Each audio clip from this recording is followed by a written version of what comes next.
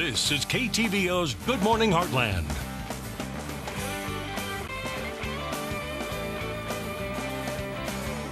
And welcome back. When it comes to self-employment, there may be some advantages, making your own schedule, being your own boss, but along with advantages comes disadvantages. We have Jeff Romine with the Financial Planners of Missouri here this morning to break it down for us. How are you doing? I'm good. How are you? I'm doing great. So what are the advantages, or why are self-employed people, individuals, good for our community? Well, first off, it's good that you're asking a question because a lot of people don't really understand the role of self-employed individuals. Small businesses hire, there are 25 to 30 million small businesses in the United States, and they hire somewhere between 60 to 80% of the labor force.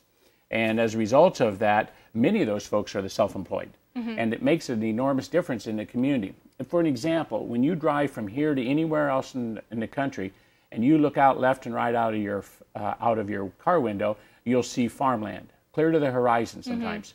All right, all of those folks are self-employed as a general rule. And yet together, collectively, they provide all of the food that we need in our country and much of the world.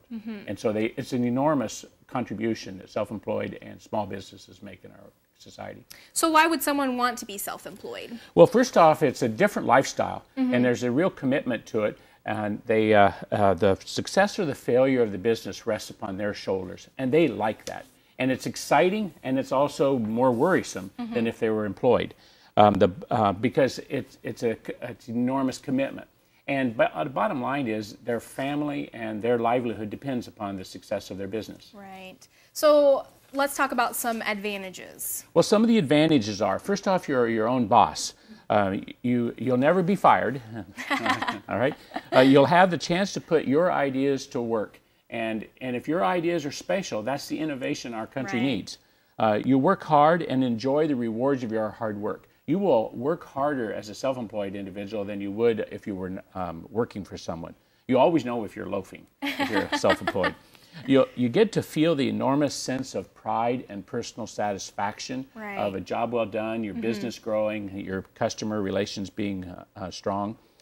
You have the opportunity to lead others. If you've got a really good idea, others are attracted to you, you hire them, and then they learn what you're doing, and then they develop that philosophy too. You'll get to work closely with your customers. You can develop a breadth of talent. By the time that you've had a business for a while, you have a multitude of talent that you've created. And then a successful business can provide financial rewards. It can perhaps pay you more than a salary, and maybe provide you with something in your retirement if it's grown and been successful. So now, with the good comes the bad. What are some disadvantages? Well, there's an enormous risk of failure. Your risk, everything you've invested in it and everything that you've borrowed to put into it is at risk. And it requires an enormous personal sacrifice. You forget 40 hours a week. You may work long hours. You may work 7 days a week. You may sacrifice some of your vacations. Your income stream can fluctuate during a year, so there may be times when you don't have a lot coming in, and then other times when you have quite a bit.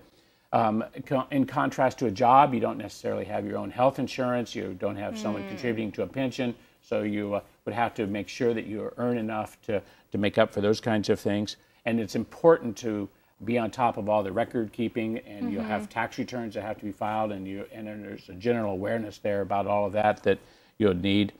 Some things that you have to do are just unpleasant, and there's no one else to do them, so you have to step up and do them. And sometimes there's a chance of being sued, and you can go out and hire or acquire insurance.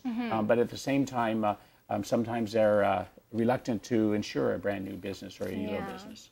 So really quickly, with being self-employed, I'm sure there's a lot of people that are interested in starting up a business or anything. Is there help available for them or resources they can to kind of guide them? Well, there's an enormous number of places. I did not want to make a list of places because there's just an enormous list of places on the internet.